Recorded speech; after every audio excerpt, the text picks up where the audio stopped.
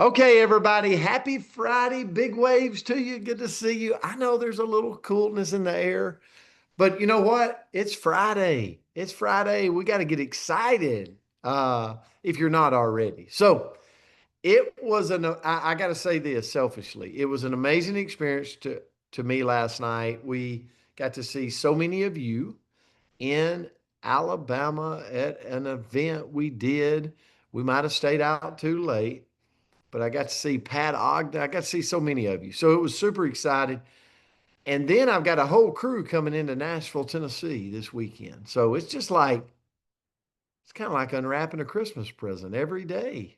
All right. So anyway, if you've got FOMO, I'm sorry. I'm not really. So yeah, no. All right. So Friday, Marlene. Oh, we got some birthdays too. Jamie Daughtry. Okay. Daughtry. It's her birthday today. I'm not sure if she's on, but if you know Jamie, send her a happy birthday. We hope you have the most amazing day ever. And pronounce the word again, Andrea, since I've never used it. She made fun of me when I called her this morning. I said, Andrea, Marlene has given us a word. Persnickety. And Persnickety. did I make fun of you or did you make fun of me when you No, no, heard? no, no, no, no. How many of you have used the word persnickety before? Keela White, have you ever used the word persnickety? I see hands up. I see. Oh, we've got a few. Put a one in the comment if you use persnickety. Well, I've lived, well, it'll be 50 years this month, and I have not used the word persnickety. So it was a new one for me. So thanks, Marlene, for stretching me and growing me here. So persnickety is placing too much emphasis on minor or trivial details.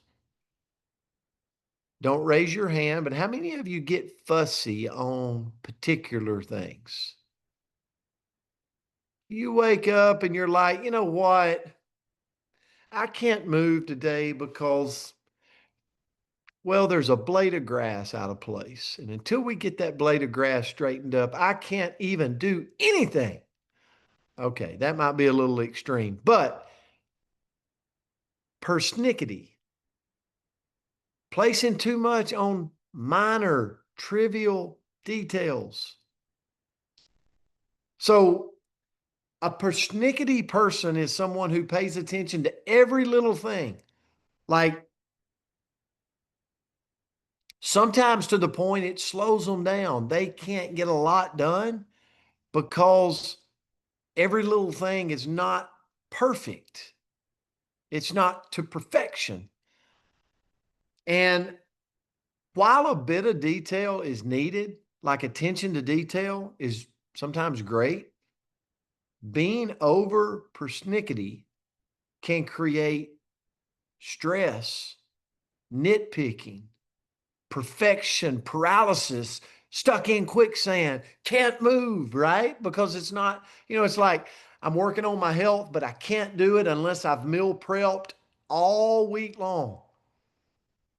And if I didn't meal prep for the whole week, I'm just going to eat cheeseburgers. Not a good idea. Not a good idea. Okay. What about if I can't go to the gym 7 days a week? I'm not going any.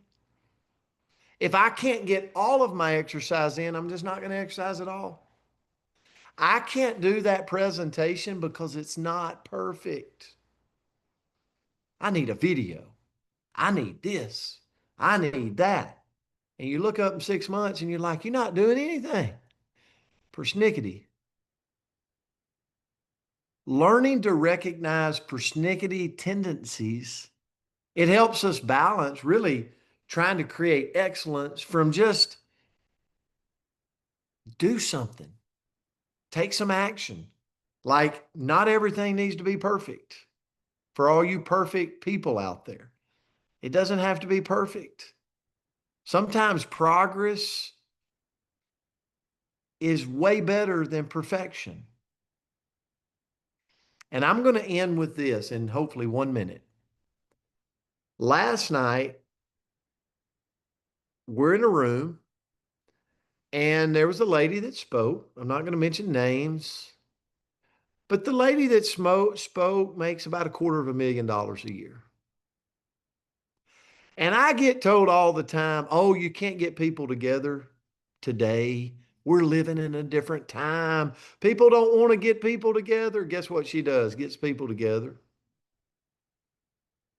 Oh, I'm waiting on a perfect presentation or a perfect video. Guess what? She's got the same presentation she's had for years. She just does it and she does it again. And she gets people together again and again and again and again and again. And guess what? She's consistently grown $250,000 a year of a paycheck. Isn't that crazy? And sometimes I'm so perfect. I got to wait. I got to wait. It's just not perfect yet. I just got to get this thing in perfection mode while other people are running circles around me just having conversations. And I thought, man, could any of you, like if you were in our profession, could any of you get a few people together? Would you even know, like, could you put something on the screen and say, hey, this is what helped me? It could help you. Here's how you get started. Wow, isn't that amazing? And she just does it over and over and over and over again. And $250,000 a year is not a bad income. Most people would like to have that. And I asked her, I asked her and her husband last night, I said, where y'all going? She said, we're going here. We've got this event tomorrow. And then we're going here on Saturday. And we just kind of travel around. And it's really fun. We spend a lot of time together and we see a lot of people. Isn't that amazing? So my thing is, and I'm going to turn it to Andrea, persnickety sometimes, if we're that person waiting for somebody to show up for me, for somebody to put it together for me, for somebody to make it perfect for me, that day might not ever come. Whether it's in our health, whether it's in our finances, whether it's in our profession, sometimes we just got to do it ourselves and do it with imperfection. But over and over and over again, guess what? We will see growth. We will see growth. So, anyway, this was a great word for me, Marlene. Thank you so much. It inspired me to think more internally about myself. So, Andrea, I'll turn it to you. Well, great job, coach. And I somebody put in the chat that we only know this word if we're over 60. And so I think I'm over 60 in spirit. This was a word that was familiar to me. And the phone call that I got from Brent Palmer was, "What is this word?" And then he started, looking into it, and he's like, "Oh, well, this is your word." So it is true. I can be a little bit persnickety in my life. So Masila Lucia says perfectionism is a dream killer because it's just fear disguised as trying to do your best, right? So I think about the times that I wanted to be more persnickety, when I wanted things to be perfect, and I'm waiting and I'm waiting and I'm waiting. Why am I waiting? Why am I not doing? Because I'm scared, right? I'm scared that somebody's going to judge me for doing it wrong. I'm scared I'm going to mess something up. I'm scared that somebody might see me, right? I'm scared. So what I looked into was, okay, I feel like I understand the definition of this word.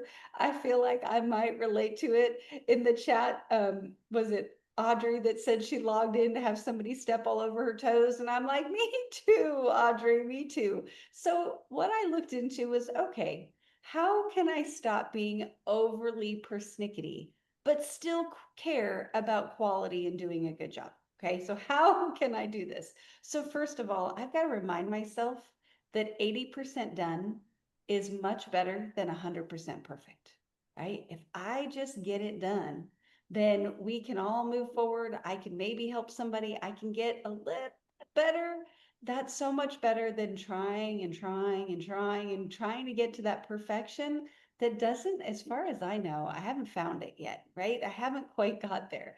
Next, if I focus on the big picture, then it's easier to release some of those details. So if I say to myself, will this tiny little detail Will the typo, will the whatever it may be that would drive me crazy, you guys know this, will that really matter a week from now? Or can I let that go? Right. And if it won't matter in a week or a day or 15 minutes, well, maybe I should stop getting caught up on that little minutia that you talked about in the chat. Three is to ask for feedback instead of over editing your own work. And this was actually, I was working on a document for my personal life. And the advice that I got was you only get to do it once. Do it one time, one read through when that's done, and then release it. Send it out into the world, and they'll give you feedback if things need to be corrected. But if we keep going over something again and again and again, don't you think that it just gets worse? Like, I feel like that. If I write something, let's just say for Facebook, and I do like the quick thing, and then I'm like, oh, I got to make this better. I got to da da da. And I try to, it just gets worse and worse and worse. And then I hate it more and more and more. I'm like, forget it. I'm not even going to post it, right? Forget it. Not even going to put it out to the world. But when we just do that quick thing, it's often good enough. It's probably more real, more authentic, shows more of our heart, and then we can let that go. So ask for feedback from people that matter in that space and then release it. Next is to trade perfect for present. Okay, so trade that perfection, that perfect, for being present. Connection beats correction every single time. And oh, this one, my toes are really hurting today because a lot of times I'm um well, a little nitpicky with my persnickety-ness, right? That was a fun sentence right there. But I might, you send me something and I'm like, let me take this, let me get the red pencil out, right? And I'm going to go work through it. And I'm going to go through and do this correction, this correction. I'm a homeschool teacher, right? I'm going to go fix it all and then give it back, where it probably would be more powerful to connect right there. So maybe, put a little, if there's an obvious horrible spelling error or something like that, that little correction, but then love the rest of it, right? Be present, connect for the rest of it. And then lastly, choose peace over perfection. And I think this could be a big one where we can give ourselves permission to take a deep breath and move on, right? I don't have to be perfect today. I'm not going to be. I'm not going to be perfect for even a quarter of a second. So if I can just release that and lean into the peace of that moment and lean into that permission to say, you know what? I'm good enough in this day. I can take a deep breath and I can move on. Well, then we're going to get a lot more done. So, Marlene, I loved this one. It was a word I knew. I didn't mean to resemble it quite as much as I did, but hey, we can all improve.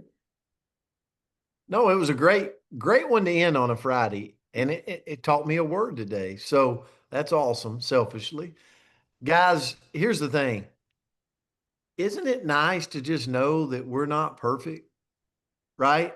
None of us are perfect. Like there was one human perfect that walked the world. It's not either any of us on this call. And so it's nice to be able to just go, look, I'm a little flawed. That's part of life, right? But we can grow together. We can change together. We can take something we're not very good at and mold it into something we are. We have that ability. And guess what? We were put here to thrive, not to survive. We were put here to do that. So thank you for being a part of this. This was not to coach you, it was to coach me. It was to talk to me about persnickety. So love you guys. Grateful for you. Have a great weekend, and we'll see you back on Monday. Love you guys. Um, Have a beautiful love weekend. you.